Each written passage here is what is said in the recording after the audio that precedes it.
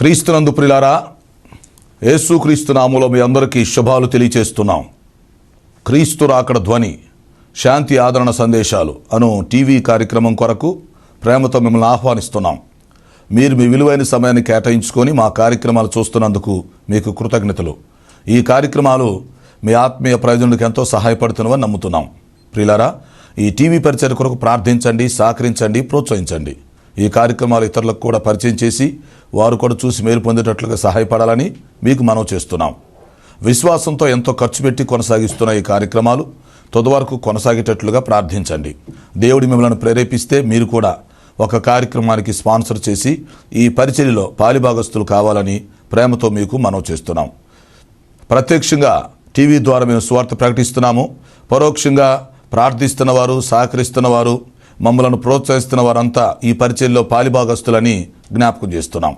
యేసుక్రీస్తు వారు ఇచ్చిన గొప్ప ఆజ్ఞని మేము పాటిస్తున్నాం. మీరు వెళ్ళి సమస్త జనులను శిష్యులుగా చేయండి అని ప్రభు చెప్పారు. కనుక ఈ టీవీ ద్వారా మీ గృహంలో ప్రవేశించి మిమ్మల్ని పలకరించి మీకు సువార్త చెప్పి మిమ్మల్ని ప్రభువు రాకడ కొరకు ఎత్తబడే దేవుని సార్వత్రిక సంఘం కొరకు సిద్ధపరచడానికి మా వంతు ప్రయత్నాన్ని మేము కొనసాగిస్తున్నాం. యేసుక్రీస్తు రెండవ రాకడను గూర్చి, ప్రపంచ భవిష్యత్తును గూర్చి అనేకమైన విషయాలు మనం తెలుసుకొని మనం సిద్ధపడి మనం ఇతరులను సిద్ధపరచడానికి దేవుడు మనకిచ్చిన ఈ మంచి అవకాశాన్ని మనం అందరం కలిసి వినియోగించుకుందాం. ప్రస్తుతం మనం యేసుక్రీస్తు రెండవ రాకడ వర్తమానాలు ఒక సబ్జెక్టుగా తీసుకొని సీరియల్గా ధ్యానం చేస్తున్నాం. ఈరోజు రెండవ రాకడ దినం ఈ అంశాన్ని గురించి ఆలోచించబోతున్నాం. అంటే ప్రభు రాకడ ఎప్పుడు వస్తుంది, ప్రభు రాకడ ఖచ్చితంగా వస్తుందా, ఆ దినాన్ని మనం ఎలా గుర్తుపట్టాలి, ఈ విషయాల కోసం నేర్చుకోబోతున్నాం. వాక్యం కొరకు మీ మనసులను సిద్ధం చేయండి. ప్రార్థన. పరిశుద్ధుడు అయిన మా తండ్రి, జీవాధిపతి, మీ ఘనమైన పాదాలకు స్తుతి స్తోత్రాలు చెల్లిస్తున్నాం. ఈ సమయంలో రెండవ రాకడ వర్తమానాలు 67వ వర్తమానం తీసుకోబోతున్నాం. సహాయం చేయండి.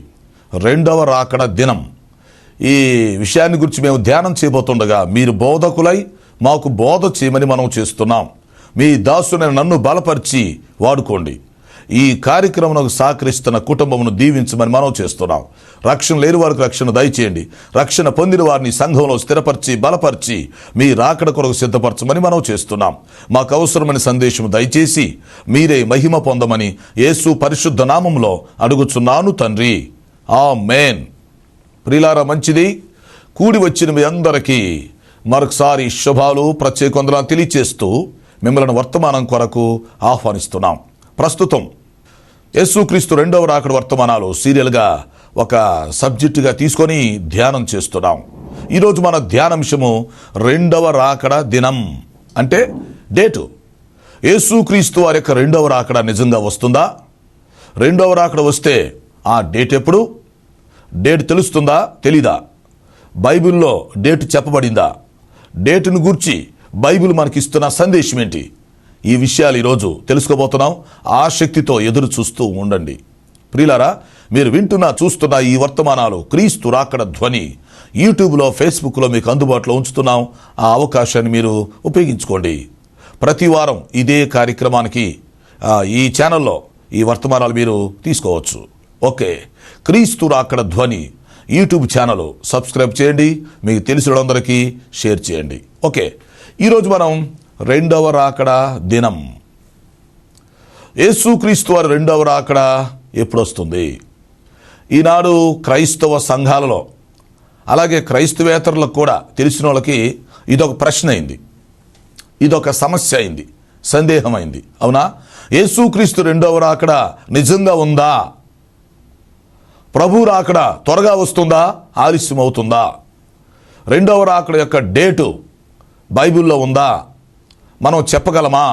తెలుస్తుందా? ఇలాంటి విషయాలు మన మనసులోకి వస్తుంటాయి. దీనికోసం మనం ఆలోచన చేయాలి. ఓకే, రెండవ రాకడ దినం గురించి తెలుసుకోవడానికి ఈ విషయాలు మీరు గమనించండి.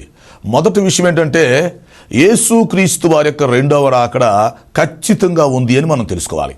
100% రెండవ రాకడ ఉంటుంది, అందులో సందేహం లేదు. ఎలాగంటే యేసుక్రీస్తు వారి యొక్క మొదటి రాకడ జరిగిన మాట ఎంత వాస్తవమో రెండవ రాకడ కూడా జరిగిద్ది అనే మాట అంత వాస్తవం.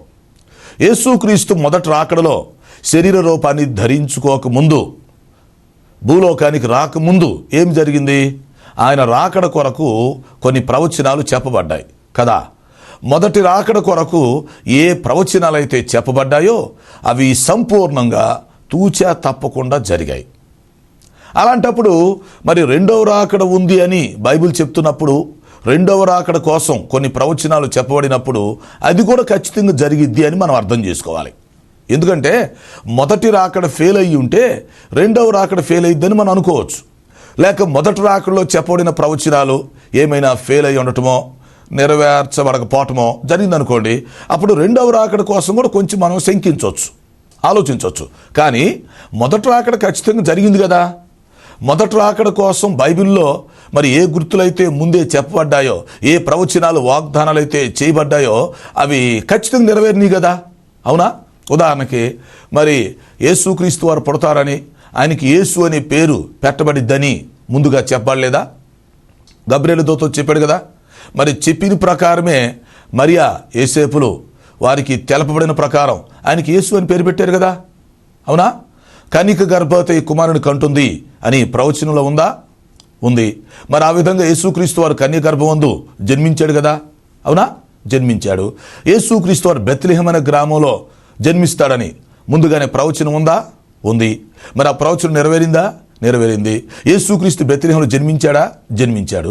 సో ఇట్లా మీరు ఆలోచించుకోండి. మొదటి రాకడ కోసం యేసుక్రీస్తు వారి కొరకు చెప్పబడిన విషయాలన్నీ నెరవేర్చబడ్డాయి కదా. ఆయనకి యేసు అని పేరు పెడతారు అన్నారు, యేసు అని పేరు పెట్టారుగా. అంతేనా? ఆయన కన్యమరియ గర్భమందు జన్మిస్తాడు అని చెప్పారు ప్రవక్తలో, ఆ విధంగానే జన్మించాడుగా. ఆయన బెత్లెహేము అనే గ్రామంలో పుడతాడు అన్నారు, ఆ విధంగానే పుట్టాడుగా. సో ఈ విషయాలన్నీ ఆలోచిస్తే మనకు అర్థమవుతున్న సత్యమేంటి? యేసుక్రీస్తు మొదటి రాకడ అనేది జరిగింది. మొదటి రాకడ కొరకు ఏ ప్రవచనాలు చెప్పబడ్డాయో ఆ ప్రవచనాలు నెరవేర్చబడ్డాయి, ఏ వాగ్దానాలు చేయబడ్డాయో ఆ వాగ్దానాలు వచ్చాయి. సో ఈ విధంగా మొదటి రాకడను మనం ఆధారం చేసుకున్నప్పుడు రెండవ రాకడ కూడా ఉంది అని చెప్తున్నప్పుడు రెండవ రాకడ కూడా ఖచ్చితంగా ఉండిద్ది అని మనం అర్థం చేసుకోవాలి. రెండవ రాకడ కొరకు ఏ గుర్తులు, ఏ ప్రవచనాలు, ఏ సూచనలు అయితే చెప్పబడ్డాయో అవి కూడా ఖచ్చితంగా జరుగుతాయి. రెండవ రాకడ కొరకు ఏ వాగ్దానాలు అయితే చేయబడ్డాయో ఆ వాగ్దానాలు ఖచ్చితంగా నెరవేర్చబడతాయి. ఇది మనం అర్థం చేసుకోవాలి. కాకపోతే రెండవ రాకడ డేట్ ఎప్పుడు అనేది ఇప్పుడు ఒక సమస్య లేక ఒక ప్రశ్న. దానికోసం ఆలోచిస్తాం. యేసుక్రీస్తు రెండవ రాకడ ఖచ్చితంగా ఉంది అని యోహాను సువార్తలో మరి 14వ అధ్యాయంలో 1 నుంచి 3 వచనాల వరకు మనం చూడవచ్చు. మొదటి రాకడ జరిగిపోయింది.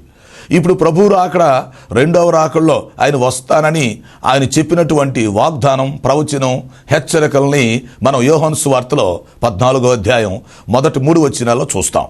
అక్కడ ప్రభు ఏం చెప్పాడు? మీ హృదయములను కలవరపడనీయకుడి, దేవుని యందు విశ్వాసం ఉంచుతున్నారు, అవునా, నా యందు కూడా విశ్వాసం ఉంచండి. నా తండ్రి ఇంట అనేక నివాసములు కలవు, లేని ఎడల మీతో చెప్పి ఉందును. మీకు స్థలము సిద్ధపరచుటకు వెళ్ళుచున్నాను. నేను వెళ్ళి మీకు స్థలము సిద్ధపరిచిన ఎడల నేను ఉండు స్థలములో మీరును ఉండు లాగున మరలా వచ్చి నా యొద్ద ఉండుటకు మిమ్మును తీసుకొని పోవుదును. ఇంకెంతకంటే ఏం కావాలి? యేసుక్రీస్తు వారు సాక్షాత్తు తన రెండవ రాకడిని ఉంది అని రుజువు చేస్తున్నారు. అవునా? తన రెండవ రాకడ కోసం ఆయన సాక్ష్యం ఇస్తున్నారు. ఒక ప్రవచనంగా చెప్తున్నాడు, వాగ్దానంగా చెప్తున్నాడు, హెచ్చరికలు చేస్తున్నారు. ఏమంటున్నాడు? మీ హృదయాలు మీరు కలవరపడనీ కాకండి, నా తండ్రి ఇంటి అనేక నివాసాలు ఉన్నాయి, లేకపోతే లేవని మీకు చెప్పేవాడిని, ఉన్నాయి కాబట్టి ఉన్నాయి అంటున్నాను. నా తండ్రి ఇంటి అనేక నివాసములు కలవు. సరే, ఇప్పుడు మొదటి రాకడలో వచ్చాను, వెళుతున్నాను. ఎందుకు వెళ్తున్నాను? మీకు స్థలం సిద్ధపరచడానికి వెళుతున్నాను. సరే, వెళ్ళి ఏం చేస్తాను? మీకు స్థలం సిద్ధపరిచి నేను ఎక్కడైతే తండ్రి దగ్గర ఉంటున్నానో నేను ఉండు స్థలంలో మీరు కూడా అక్కడే నా దగ్గర ఉండేటట్టుగా మరలా వచ్చి నా యొద్ద ఉండటానికి మిమ్మును తీసుకొని పోవుదును. ఇక్కడ ఒక మాట మీరు అర్థం చేసుకోవాలి. మరలా వచ్చి అనేటువంటి మాటని పెద్ద అక్షరాలతో నోట్ చేసుకోవాలి. ఈ పదాన్ని మన హృదయం అనే పలకల మీద వ్రాసుకోవాలి. యేసుక్రీస్తు వారు ఏమంటున్నాడు? మరలా వస్తాను అంటున్నాడు. అంటే మొదటిసారి వచ్చి వెళ్ళాడు కాబట్టి దానికి మొదటి రాకడ అని పేరు పెట్టాం, అయిపోయింది. ఇప్పుడు ప్రభువు మరలా వస్తాను అని చెప్తున్నాడు కనుక దీన్ని మనం రెండవ రాకడ అని పిలుస్తున్నాం.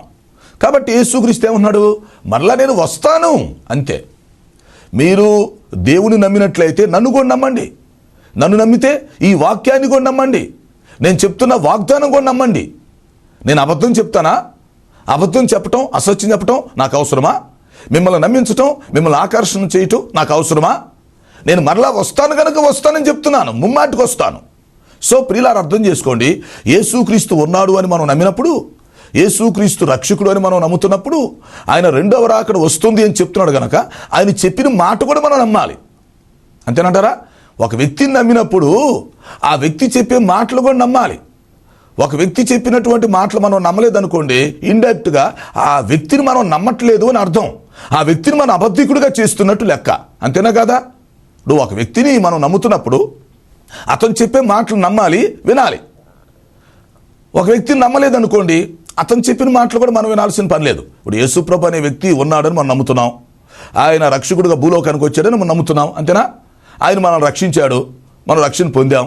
మరి యేసుప్రభు నమ్ముతున్నప్పుడు ఆయన తన నోటితో సాక్షాత్తు నేను మరలా వస్తాను అని చెప్తున్నప్పుడు ఆ మాటలు కూడా మనం నమ్మాలిగా. కాబట్టి ప్రభువు చెప్పినటువంటి సాక్ష్యాన్ని బట్టి రెండవ రాకడ ఖచ్చితంగా ఉంది అని మనం అర్థం చేసుకోవాలి. కాకపోతే ఒక చిన్న విషయం ఏంటంటే, ఈ రెండవ రాకడను బైబిల్లో వాక్యానుసారంగా 2 దశలుగా మనం విభజిస్తాం. అది గుర్తుపెట్టుకోండి. ఆల్రెడీ ఇంతకుముందు నేను చెప్పాను, గుర్తు చేస్తున్నాను. యేసుక్రీస్తు రెండవ రాకడను 2 దశలుగా మనం విభజిస్తాం. ముందు వచ్చేదాన్ని రహస్య రాకడ అంటాం, తర్వాత వచ్చేదాన్ని బహిరంగ రాకడ అంటాం. మధ్యలో 7 సంవత్సరాల కాల వ్యవధి ఉంటుంది. రహస్య రాకడలో బోర ఊదబడుతుంది, సంఘం ఎత్తబడి వెళ్ళిపోతుంది. బహిరంగ రాకడలో ఎత్తబడిన సంఘం ప్రభుతో కలిసి మళ్ళీ భూమి మీదకి దిగి వస్తుంది. అది మనం అర్థం చేసుకోవాలి. అంటే రహస్య రాకడలో సంఘం ఎత్తబడి బహిరంగ రాకడలో సంఘం దిగొచ్చిద్ది అని మనం అర్థం చేసుకోవాలి. అయితే ఈ రహస్య రాకడను బహిరంగ రాకడను కలిపి, లేక యేసుక్రీస్తు వారి యొక్క సంఘం ఎత్తబడుట, తర్వాత సంఘం దిగొచ్చుట, ఈ ప్రాజెక్టు మొత్తాన్ని కలిపి, ప్రణాళిక అంతా కలిపి మనం రెండవ రాకడ అని సింపుల్గా పిలుస్తున్నాం. అది అర్థం చేసుకోవాలి. కాబట్టి రెండవ రాకడ అన్నప్పుడు అందులో ముందు మనకి రహస్య రాకడ కనిపిస్తుంది, సంఘము ఎత్తబడేటువంటి విషయం కనిపిస్తుంది. ఓకే, అయితే ఇప్పుడు మన ముఖ్యమైన సమస్య ఏంటి, మన ప్రశ్న ఏంటి? ఇక్కడ విషయం ఏంటంటే, ఈ రెండవ రాకడ అనేది, లేకపోతే ఈ సంఘం ఎత్తబడే డేట్ ఎప్పుడు అనేది మనకు కావాలి. ప్రియులారా, కొన్ని విషయాలు నేను చెప్తాను, మీరు గమనించాలి. మొదటి విషయం ఏంటంటే, ఈ రెండవ రాకడ డేటు లేక సంఘం ఎత్తబడే విషయాన్ని బైబిల్లో మర్మంగా ఉంచాడు అని మనం ముందుగా తెలుసుకోవాలి. బైబిల్ విద్యార్థులకు ఒక విషయాన్ని నేను చెప్తున్నాను. బైబిల్లో పాత నిబంధనలో, క్రొత్త నిబంధనలో కొన్ని మర్మాలు ఉన్నాయి. ఆ మర్మాలు మొత్తం మీరు ఒక అసైన్మెంట్ చేయండి. ఆ మర్మాలన్నీ ఒక లిస్టు తయారు చేయండి. బైబిల్లో ఉన్నటువంటి మర్మాల గురించి మనం ఆలోచించేస్తే ఒక గ్రంథం తయారు చేయొచ్చు. గమనిస్తున్నారా? కనుక బైబిల్లో కొన్ని మర్మాలు చెప్పబడ్డాయి. మర్మము అంటే అర్థం ఏంటి? దేవునికి మాత్రమే తెలిసి ఎవరికి తెలియకుండా ఉంటే ఆ విషయాన్ని మర్మము అంటారు. అంటే మర్మాలు దేవునికి తెలుస్తాయి, దేవునికి తెలియకుండా ఉండవు. దేవుడు ఒక్కడికే తెలుసు, మనెవరికీ తెలియదు, దాన్ని మర్మం అంటాం. అంతేకాకుండా దేవుడు ఆయా సమయాల్లో ఆయా వ్యక్తులకి కొన్ని విషయాలు బయలుపరుస్తూ ఉంటాడు. దేవుడు ఏ వ్యక్తికైతే ఏ విషయం బయలుపరుస్తాడో ఆ వ్యక్తి ద్వారా ఆ విషయం మిగిలిన ప్రజలకు తెలుస్తుంది. ఇది పద్ధతి. ఇప్పుడు దేవుడు ఒక వ్యక్తికి ఒక విషయాన్ని బయలుపరుస్తాడు, ఆ వ్యక్తి ద్వారా ఆ విషయం మిగతా వారందరికీ తెలుస్తుంది. అంటే ఒక క్యాండిల్ మనం వెలిగించినప్పుడు ఆ క్యాండిల్కి వెలుగు వస్తుంది, ఆ క్యాండిల్లో నుంచి మిగతా క్యాండిల్స్ మొత్తం వెలిగించుకుంటాం. అంతే కదా? అదే క్యాండిల్ లైట్ సర్వీస్. ముందు అంతా చీకటి అనుకోండి, అప్పుడు ఒక క్యాండిల్ మనం వెలిగిస్తున్నాం. వెలిగించినాక ఏమవుతుంది? ఆ క్యాండిల్ నుంచి మిగిలిన క్యాండిల్స్ అన్నీ కూడా వెలిగించుకుంటాం, మొత్తం వెలుగు వస్తుంది. అంటే దాని అర్థం ఏంటి? దేవుడు ఆయన దగ్గర చాలా మర్మాలు ఉన్నాయి. దేవుడు ఒక మర్మం ఒక వ్యక్తికి బయలుపరుస్తాడు, అన్ని మర్మాలు ఒకే వ్యక్తికి బయలుపరచడు. అలాగే అన్ని మర్మాలు కూడా ఒకేసారి బయలుపరచబడవు. అది మనం అర్థం చేసుకోవాలి. ఆయా వ్యక్తులకు ఆయా సమయాల్లో ఆయా సందర్భాల్లో ఆయా మర్మాలు కొన్ని విషయాలు బయలుపరుస్తూ ఉంటాడు అని మనం అర్థం చేసుకోవాలి. కాబట్టి దేవుడు ఒక వ్యక్తికి ఒక మర్మాన్ని బయలుపరిచినప్పుడు ఆ వ్యక్తి ఏం చేస్తాడు? దాన్ని బయటకు వచ్చి ప్రకటిస్తాడు. అప్పుడు ఆ విషయం ఏమవుతుంది? అందరికీ షేర్ అవుతుంది. అందరూ ఆ విషయాన్ని పంచుకొని మొత్తం దాన్ని పబ్లిసిటీ చేస్తారు, అందరికి తెలిసిపోతుంది. అట్లా దేవుని ద్వారా బయలుపరచబడుతున్నటువంటి మర్మాలు దైవ సేవకుల ద్వారా ఈ ప్రపంచానికి తెలుస్తాయి. అది మనం అర్థం చేసుకోవాలి. మొత్తానికి విషయం ఏంటంటే, బైబిల్లో కొన్ని మర్మాలు ఉన్నాయి. మర్మాలు దేవునికి మాత్రమే తెలుస్తాయి. అయితే దేవుడికి తెలియకుండా కూడా ఉంటాయా అంటే అసలు ఉండవు. దేవుడు ఖచ్చితంగా తెలుస్తాయి. ద్వితీయోపదేశకాండం 29:29 నోట్ చేయండి. ద్వితీయోపదేశకాండం 29:29. మర్మాలన్నీ మన దేవుని వశము. అంటే ఈ రహస్యాలన్నీ మన దేవుని వశము. ఈ మర్మాలనేవి, రహస్యాలనేవి అవి దేవుని యొక్క కంట్రోల్లో ఉంటాయి. అవి దేవుని ప్రణాళికలో ఉంటాయి. అవి దేవుని పరిజ్ఞానంలో ఉంటాయి. దేవుడు ఆయా సందర్భాలలో, సమయాల్లో ఆయా వ్యక్తుల ద్వారా వాటిని బయలుపరుస్తూ ఉంటాడు. అది మనం అర్థం చేసుకోవాలి. కాబట్టి బైబిల్లో ఎన్నో మర్మాలు ఉంటాయి. మనకు తెలిసిన మర్మాలు కొన్ని ఉండొచ్చు, మనకు తెలియని మర్మాలు కూడా చాలా ఉండొచ్చు. ఓకే, ఉదాహరణకి మరి బైబిల్లో ఉన్నటువంటి మర్మాల్లో రెండవ రాకడ డేట్ అనేది కూడా ఒకటి అనుకోండి. కన్యక గర్భవతి కుమారుని కనుట, అదొక మర్మంలాగా మనకు అనిపిస్తుంది కదా. అలాగే తండ్రి కుమార పరిశుద్ధాత్మ త్రియేక దేవుడు, త్రిత్వం ఒక మర్మంలాగా మనకు అనిపిస్తుంది. అట్లాగే ఈ రెండవ రాకడ డేట్ అనేది కూడా ఒక మర్మంగా బైబిల్లో సూచించబడింది. కనుక దేవుడు మర్మంగా ఉంచిన దాన్ని మనం కూడా మర్మంగానే ఉంచాలి. కనుక రెండవ రాకడ డేట్ అనేది ఒకటి మర్మం అని అర్థం చేసుకోండి. రెండవ విషయం ఏంటంటే, రెండవ రాకడలో ముందొచ్చేదాన్ని రహస్య రాకడా అని పిలుస్తున్నాం కదా. మరి రహస్య రాకడ అన్నప్పుడు అది రహస్యంగానే ఉంటుంది కదా. ఆ డేటు దేవునికి మాత్రమే తెలుస్తుంది. దేవుడు బయలుపరిచినప్పుడే తెలియపరచబడుతుంది. ఆ రోజు వచ్చినప్పుడే అది బయటకు వస్తుంది. కారణం ఒకటి, అది మర్మం. రెండవది, అది రహస్యం. రహస్య రాకడ అని పిలుస్తున్నాం. ఈ రహస్య రాకడలోనే ప్రభు పరలోకం నుంచి బయలుదేరి మధ్యాకాశానికి వచ్చి ఆర్భటించి భూ అని భూర ధ్వనించినప్పుడు సంఘం ఎత్తబడి వెళ్ళిపోతుంది. ఆ విషయం ఎన్నోసార్లు మీకు నేను జ్ఞాపకం చేస్తున్నాను, మీరు అర్థం చేసుకుంటున్నారు. కాబట్టి రెండవ రాకడ దినం అనేది ఒక మర్మం. రెండవ రాకడ దినం అనేది రహస్యం. అది రహస్య రాకడ. వాక్యంలో చెప్పినట్లుగా ఇదిగో నేను దొంగ వలె వస్తానన్నాడు. మరి దొంగ ఎప్పుడు వస్తాడో తెలుస్తుందా? తెలియదు కదా. ఆయన రాకడ దొంగ వచ్చినట్లుగా ఉంటుంది అని వాక్యమే చెబుతుంది కదా. కనుక దొంగ వచ్చేది ఎంత రహస్యంగా జరుగుతుందో ఈ రాకడ దినం కూడా అంత రహస్యం అని మనం అర్థం చేసుకోవాలి. అంతేకాదు, గర్భిణీ స్త్రీకి ప్రసవ వేదన కలుగునట్లుగా ఆ దినం ఉండును అని మనం చూస్తున్నాం. గర్భిణీ స్త్రీకి ప్రసవ వేదన వచ్చేది మనకు తెలుసు. నెలలో మనం లెక్కేస్తాం, రోజులు కూడా లెక్కేయచ్చు. కానీ ఆ టైం మనం చెప్పగలమా? కొన్నిసార్లు మనం అనుకున్న డేట్లో జరగవచ్చు, జరగకపోవచ్చు కదా. ఇప్పుడంటే స్కానింగ్ వచ్చింది కనుక చెప్పగలుగుతున్నారు, కానీ ఇంతకుముందు తెలియదు కదా. కనుక ప్రియులారా అర్థం చేసుకోండి, దొంగ వచ్చినట్లుగా ఆ దినం వచ్చును. గర్భిణీ స్త్రీకి ప్రసవేదన కలుగునట్లుగా ఆ దినం వచ్చును. దశలోనికి రాసినటువంటి మొదటి పత్రికలో 5వ అధ్యాయంలో ఆ విషయాలు మనం చూడవచ్చు. సో మొత్తానికి ప్రభు రాకడ అనేది ఒక మర్మంగా చెప్పబడుతుంది, అది ఒక రహస్యంగా చెప్పబడుతుంది. మొత్తానికి రెండవ రాకడ ఉందా? ఉంది. మరి రెండవ రాకడకు ఒక డేట్ ఉందా? డేట్ ఉంది. ఒక రోజు వస్తుంది, ఒక గడియ వస్తుంది. ఆ గడియలో ప్రభు రాకడ వస్తుంది. మరి ఇప్పుడు ఆ డేటు దేవుడికి తెలుసా? తెలీదా? ఖచ్చితంగా తెలుసు. ఎందుకు? మరి ఇప్పుడు దేవుడికి తెలియదు అనుకోండి, ఆయన దేవుడు ఎట్టవుతాడు? రెండవ రాకడ ఎప్పుడు వచ్చిందో దేవుడికి తెలియదు అని మనం అన్నామనుకోండి, మరి దేవుడికి తెలియకపోతే ఆయన దేవుడు ఎట్టవుతాడు? ఆయన సృష్టికర్త ఎలా అవుతాడు? మీరు ఆలోచించండి. అంటే దేవుడికి కొన్ని విషయాలు తెలిస్తే ఇంకా అప్పుడు దేవుడికి మనుషులకి తేడా ఏంటి? దేవునికి అన్ని విషయాలు తెలుస్తాయి, మనుషులకి కొన్ని విషయాలే తెలుస్తాయి. అందుకే ఆయన దేవుడు అయ్యాడు, మనం మనుషులమయ్యాం. గుర్తుపెట్టుకోండి, దేవుడికి అన్ని విషయాలు తెలుస్తాయి, మనుషులకి కొన్ని విషయాలే తెలుస్తాయి. ఇప్పుడు నాకు కొన్ని విషయాలు తెలియచ్చు, కొన్ని తెలియకపోవచ్చు. నీకు కొన్ని విషయాలు తెలియచ్చు, కొన్ని తెలియకపోవచ్చు. కానీ దేవుడికి అన్ని విషయాలు తెలుస్తాయి. ఈ నోస్ ఆల్ థింగ్స్. దేవుడికి అన్ని విషయాలు తెలుసు. God never fails. దేవుడు ఎప్పుడు కూడా ఫెయిల్ అయిపోడు. కాబట్టి ఇక్కడ అర్థం చేసుకోవాల్సిన విషయం ఏంటంటే, రెండవ రాకడ దినం అనేది దేవునికి ఖచ్చితంగా తెలుసు అని మనం అర్థం చేసుకోవాలి. కాకపోతే ఆయన చెప్పాలనుకుంటే చెప్తాడు, లేకపోతే లేదు. పైగా ఏ సమయంలో చెప్పాలనుకుంటాడో ఆ సమయంలో చెప్తాడు. ఇప్పుడు మనం మత్తయి సువార్త 24వ అధ్యాయంలోకి వస్తే ఇక్కడ ఒక విషయాన్ని మనం గమనించవచ్చు. మత్తయి సువార్త 24:3 చూడండి. యేసుక్రీస్తు వారు యెరూషలేముకు దగ్గరలో ఉన్నటువంటి ఒలీవల కొండ మీద ఏకాంతంగా కూర్చున్నారు. అప్పుడు ఆయనతో పాటు ఆయన శిష్యులు ఉన్నారు. అప్పుడు ఏం జరిగింది? ఆయన శిష్యులు ఏకాంతంగా ఒక ప్రశ్న అడిగారు, ఒక విషయాన్ని అడిగారు. ఇది వాళ్ళు అడగడమే కాదు, మనందరి తరఫున అడిగినట్టుగా కూడా మనం భావించుకోవచ్చు.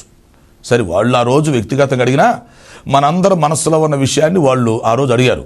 మత్తయి సువార్తలో 24:3 ఏముందంటే, వారు ప్రభు దగ్గరకు వచ్చి, ప్రభువా, ఇవన్నీ ఎప్పుడు జరుగును? నీ రాకడకు ఈ యుగ సమాప్తికి సూచనలేంటి? మాతో చెప్పుము. ఇక్కడ 3 విషయాలు ఉన్నాయి. ఒకటి, ఇవన్నీ ఎప్పుడు జరుగును? ఇవన్నీ ఎప్పుడు జరుగుతాయి?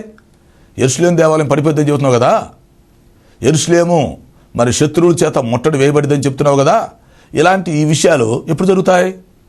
తర్వాత నీ రాకడ ఎప్పుడు వస్తుంది? ఆ రాకడ దినం ఎప్పుడు? తర్వాత ఈ యుగాంతమునకు సూచనలు ఏంటి అంటే ప్రస్తుతం ఉన్నటువంటి యుగం ఎప్పుడు అంతమైపోతుంది? ఈ మానవ జాతి చరిత్ర ఎప్పుడు ముగించబడిపోతుంది? ఈ భూగోళం లేక ఈ యొక్క కాలచక్రం ఎప్పుడు ఆగిపోతుంది? దానికి సూచనలు ఏంటి మాతో చెప్పండి అన్నారు. అంటే వాళ్ళు ఎంత స్పష్టంగా ప్రశ్నించారో మీరు అర్థం చేసుకోండి. ప్రభువా, నీ రాకడకు ఈ యుగ సమాప్తికి సూచనలు ఏంటి మాతో చెప్పుము, ఇవన్నీ ఎప్పుడు జరుగును, ఇంతకీ నేను మరలా వస్తానని మీరు చెప్తున్నారు కదా, అది మాకు గుర్తుంది, మాకు అర్థమైంది, మరలా మీరు వస్తారు, మేము నమ్ముతున్నాం, అయితే మీరు ఎప్పుడు వస్తారు, ఆ రాకడ దినం గురించి మీరు చెప్పగలరా అని అడుగుతుంటే ప్రభు చెప్పారు. మత్తయి సువార్త 24:36 గమనించండి. మత్తయి సువార్తలో 24వ అధ్యాయం 3వ వచనంలో అడిగినటువంటి ప్రశ్నకు ప్రభు ఇస్తున్న జవాబు మత్తయి సువార్త 24:36. అయితే ఆ దినమును గూర్చి ఆ గడియను గూర్చి తండ్రి మాత్రమే ఎరుగును గాని ఏ మనుషుడైనను పరలోకమందలి దేవదూతలైనను కుమారుడైనను ఎరుగడు. ఇక్కడ పాయింట్ అర్థం చేసుకోవాలి. ఇక్కడ ఏమన్నాడు? అది తండ్రికి తెలుసు అంటున్నాడు. చూసారా, తండ్రికి తెలియదు అంటలేదు, తండ్రికి తెలుసు అంటున్నాడు. ఇంకొక విధంగా చెప్పాలంటే దేవుడే తన మనసులో ఆ దినాన్ని నిర్ణయించాడు. అయితే అది భూలోకంలో ఏ మనుషుడికి తెలియదు, దైవ సేవకులు కూడా తెలియదు, పరలోకంలో ఉన్న దేవదూతలు కూడా తెలియదు. అది మనం అర్థం చేసుకోవాలి. ఇక్కడ ఇంకో చిక్కు వచ్చింది. మరి కుమారుడు కూడా తెలియదు అంటున్నాడు ఏంటి? అంటే యేసు ప్రభుకు కూడా నిజంగా ఆ దినం తెలీదా? తెలుసా తెలీదా? తెలిసి తెలియదు అంటున్నాడా, లేక నిజంగానే తెలియదు అంటున్నాడా? ఎట్లా అర్థం చేసుకోవాలి? మనం ఎలా వ్యాఖ్యానం చేయాలి? ఆ దినం కుమారుడు కూడా తెలియదు అంటున్నాడు. దాని అర్థం ఏంటి? ఇక్కడ గమనించండి. ఇక్కడ ఒక విషయం మీకు చెప్తా. యేసుక్రీస్తులో దైవత్వం మానవత్వం రెండు ఉన్నాయి. దైవత్వం ఆయన దేవుని కుమారుడుగా చెప్పాలనుకుంటే చెప్పొచ్చు, ఆయనకి తెలుసు ఖచ్చితంగా. అయితే మానవత్వం మనిషి కుమారుడుగా ఆయనకి తెలియదు. కాబట్టి ఇప్పుడు వాళ్ళ ప్రశ్న అడిగినప్పుడు ఆయన మనిషి కుమారుడుగా చెప్పాలనుకోవట్లేదు, అందుకని కుమారుడైనను ఎరగడు అన్నాడు. ఇక్కడ మనం అర్థం చేసుకోవాల్సిన విషయం ఏంటంటే దేవుడికి నిజంగానే తెలియదు అనుకోకూడదు, తెలుసు. అలాగని చెప్పి ఆయన అబద్ధం చెప్పాడు అనుకోకూడదు. ఆయన మానవత్వంలో ఉండి మనిషి కుమారుడుగా నాకు తెలియదు అన్నాడు. అది ఇప్పుడు అదే సమయంలో ఆయన దైవత్వాన్ని పెట్టుకొని చూశాడు అనుకోండి, ఒక్క నిమిషంలో చెప్పేస్తాడు. కొన్నిసార్లు దైవత్వం ఉపయోగించుకున్నాడు ఆయన, కొన్నిసార్లు మానవత్వం ఉపయోగించుకున్నాడు. ఇప్పుడు కొన్ని విషయాలు మనకు కనపడినప్పుడు ఏం చేస్తామంటే చిన్న చిన్న విషయాలు కనపడవు, అప్పుడు భూతత్వం పెట్టుకొని చూస్తాం కదా. అప్పుడేమవుతుంది? ఆ భూతత్వంలో చిన్న విషయాలు కూడా పెద్దగా మనకి తెలుస్తాయి, దూరంగా ఉన్న విషయాలు కూడా దగ్గరగా ఉన్నట్టుగా మనం చూడొచ్చు, ఆ టెలిస్కోప్లో మనం చూడొచ్చు. కరెక్టేనా? అలాగని ఇప్పుడు యేసుక్రీస్తు దేవుని కుమారుడుగా దైవత్వాన్ని ఉపయోగించుకొని చెప్పాలనుకున్నాడు అనుకోండి, ఖచ్చితంగా రెండవ రాకడ డేట్ చెప్పొచ్చు, నో డౌట్. అయితే ఆయన మనిషి కుమారుడుగా మానవత్వంలో ఉండి డేటు వద్దనుకున్నాడు, చెప్పకూడదు అనుకున్నాడు, అందుకని కుమారుడైనను ఎరగడు అని చెప్పాడు. సో ఇక్కడ మనం అర్థం చేసుకోవాల్సిన విషయం ఏంటంటే రెండవ రాకడ దినం ఉంది, ఒక గడి వస్తుంది, ప్రభు చేస్తాడు, రెండవ రాకడ ఒకరోజు ఖచ్చితంగా జరుగుతుంది. అయితే తండ్రికి మాత్రమే అది తెలుసు. తండ్రి ఆ డేటు కూడా నిర్ణయించాడు, ఎప్పుడో మనకు తెలియదు కానీ తండ్రి ఆ డేటు నిర్ణయించేశాడు. దేవుడు అనుకున్న రోజులో ప్రభు రాకడ వచ్చేస్తుంది. యేసుక్రీస్తు దేవుడు కుమారుడుగా ఆయనకి తెలుసు కానీ ఆయన మనిషి కుమారుడుగా నాకు కూడా తెలియదని చెప్పేశాడు అనమాట. సరే, తర్వాత శిష్యులు ఏం చేశారంటే ఇదే ప్రశ్న, ఈ విషయాన్ని యేసుక్రీస్తు వారు పునరుద్ధరణై తిరిగి లేచిన తర్వాత మళ్ళీ అడగటం మొదలుపెట్టారు. మామూలుగా యేసుక్రీస్తు వారు బ్రతుకున్నప్పుడు ఒకసారి అడిగారు, ఆయన నేను చెప్పనన్నాడు. ఓకే, సరే, ఇప్పుడు యేసుక్రీస్తు వారు శిలువలో మరణించారు, ఓకే, పునరుద్ధరణై తిరిగి లేచారు. అప్పుడు యేసు ప్రభు శిష్యులందరూ మళ్ళీ కూడి వచ్చి ఏమన్నారు తెలుసా? ప్రభువా, ఈ కాలమందు ఇశ్రాయేలులకు నీవు రాజ్యము మరలా అనుగ్రహించుదువా? అపోస్తుల కార్యాలు 1:6లో ఈ కాలమందు ఇశ్రాయేలులకు మరలా నీవు రాజ్యమును అనుగ్రహించుదువా? ఇశ్రాయేలుకి మళ్ళీ రాజ్యం వస్తుందా? ఈ యుగాంతం అనేది జరుగుతుందా?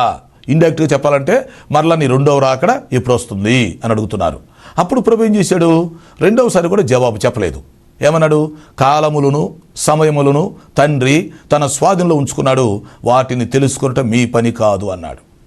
అంటే ప్రభు బ్రతికున్నప్పుడు మొదటిసారి అడిగారు శిష్యులు, ఆయన చెప్పలేదు. ప్రభు పునరుద్ధరణై తిరిగి లేచిన తర్వాత రెండవసారి కూడా అడిగారు, ప్రభు చెప్పలేదు. ఏమంటున్నాడు ఆయన? కాలాలు సమయాలు తండ్రి తన స్వాధీనంలో ఉంచుకుంటున్నాడు, వాటిని తెలుసుకునటం మీ పని కాదు. కాబట్టి రెండవ రాకడ డేటు మీకు చెప్పబడదు, అది మర్మం. అది ఒక రహస్యం. కాబట్టి ప్రభు రాకడ కొరకు మీరు సిద్ధపడండి అని చెప్తున్నాడు. ఇంకో చోట ప్రభు ఏం చెప్పాడంటే మత్తయి సువార్తలో 26:41 మనం చూసినట్లయితే, కావున మీ ప్రభు ఎప్పుడు వచ్చునో మీకు తెలియదు, పరలోకమందున్న మీ పెండ్లి కుమారుడు ఎప్పుడు వచ్చునో మీకు తెలియదు కనుక మీరు మెలకుగా ఉండి సిద్ధంగా ఉండండి అన్నాడు. మొత్తానికి ఆయన వస్తానంటున్నాడు, మీకు తెలియదు అంటున్నాడు. మరి మనం ఏం చేయాలంట? మెలకుగా ఉండాలి. ఆత్మీయ జీవితంలో మెలకు కావాలి, సిద్ధపాటు కావాలి. ఆయన ఏ సమయంలో వచ్చినా, ఎప్పుడొచ్చి బోర ఊదినా సరే మనం ఎత్తబడే సంఘంలో ఉండటానికి తగినటువంటి సంసిద్ధత మనకు కావాలనేది దీని భావం. ఇంకా చెప్పాలంటే ప్రభు తన రాకడ విషయంలో మరి ఖచ్చితంగా ఉంది అని చెప్తున్నాడు. నేను వస్తాను, డేట్ మీకు తెలీదు, మీరు మెలకుగుండి సిద్ధపాటు కలిగి ఉండండి. పెండ్లి కుమారుడుగా నేను వచ్చినప్పుడు పెండ్లి కుమార్తెగా మీరు నన్ను ఎదుర్కోవటానికి సిద్ధంగా ఉండాలి. కనుక ఆయన ఏ సమయంలో వచ్చినా కూడా ఆయన ఎదుర్కోవటానికి మనం సిద్ధంగా ఉండాలి. అది రెండవ రాకడ ఆలస్యం అనుకోవటం కరెక్ట్ కాదు. రెండవ రాకడ రాదు అనుకోవటం, లేదు అనుకోవటం, ఆలస్యం అనుకోవటం, ఇవన్నీ కూడా దురాలోచనలో. రెండవ రాకడ ఆలస్యం అనుకునే బదులు ఆలస్యాన్ని ఒక అవకాశంగా ఉపయోగించుకొని సిద్ధపడటం అనేది ఎంతో సమంజసం.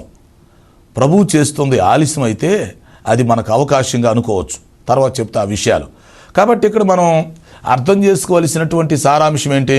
ఏమండి, రెండవ రాకడ అనేది ఖచ్చితంగా ఉంది. అయిపోయిందా? మొదటి రాకడ ఎలాగైతే జరిగిందో రెండవ రాకడ కూడా ఖచ్చితంగా జరిగిద్ది. అది గుర్తుపెట్టుకోండి. రెండవ రాకడలో రహస్య రాకడ, బహిరంగ రాకడ రెండు ఉన్నాయి. ముందు రహస్య రాకడ అనేది వచ్చిద్ది. అప్పుడు బోర ఊదబడుతుంది, సంఘం ఎత్తబడి వెళ్ళిపోతుంది. ఈ రహస్య రాకడనే మనం ఏమంటున్నాం బైబిల్లో? అది ఒక మర్మంగా చెప్తున్నాం, దాన్ని ఒక రహస్యంగా చూపిస్తున్నాం. అది మనం గ్రహించుకోవాలి. కాబట్టి ఆయన ఎప్పుడు వస్తాడో మీకు తెలీదు అని ఆయనే చెప్తున్నాడు గనక మనం దానికోసం ఆలోచించే బదులు ఆత్మీయ జీవితంలో మనం మెలకుగా ఉండాలి, సిద్ధపాటుగా ఉండాలి. వ్యక్తిగతంగా ఆలోచించుకోవాలి. ఈ సమయంలో ప్రభు వస్తే నేను ఎత్తబడే సంఘంలో వెళ్ళగలనా? నాతో పాటు నా కుటుంబాన్ని నేను రక్షించుకోగలిగేనా, సిద్ధం చేయగలిగేనా? అంతేనా? నాతో పాటు నా బంధువులు, రక్త సంబంధికులు, స్నేహితులు, మరి మా సర్కిల్ మొత్తాన్ని సిద్ధం చేసేనా లేదా? అది మనం ఆలోచించుకోవాలి.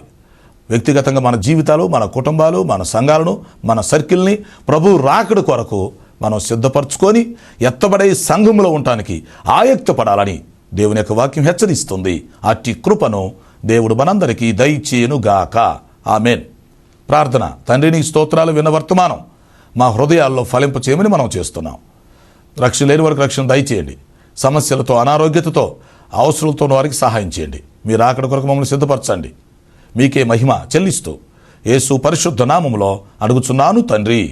ఆమేన్. ప్రియులారా, ఈ కార్యక్రమాలకు స్పాన్సర్ చేయాలని ఆశించినట్లయితే మా సెల్ ఫోన్ నెంబర్కి SMS చేయాలి మీకు మనవి చేస్తున్నాం. 9440402368 9440402368. తండ్రి, కుమార, పరిశుద్ధాత్మ త్రియక దేవుని దీవెన మనకు తోడై నడిపించునుగాక. God bless you.